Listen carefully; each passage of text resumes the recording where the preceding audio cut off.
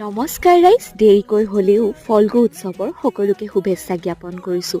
মাৰ ফোনটো চাই থাকোঁতে এই ভিডিঅ'কেইটা দেখিলোঁ। কিবা এটা ভাল লগাৰ কাৰণে আপোনালোকৰ লগত শ্বেয়াৰ কৰি থ'লোঁ। এতিয়া আহোঁ ভিডিঅ'টোৰ মেইন অংশলৈ।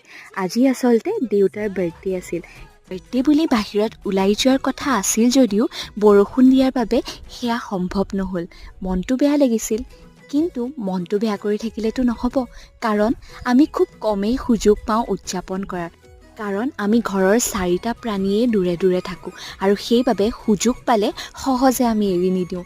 আৰু সেইবাবে ঘৰতে অলপমান ইটো সিটো বনাই সৰুকৈ হ'লেও দেউতাৰ বাৰ্থডেটো এনেকৈ উদযাপন কৰিলোঁ।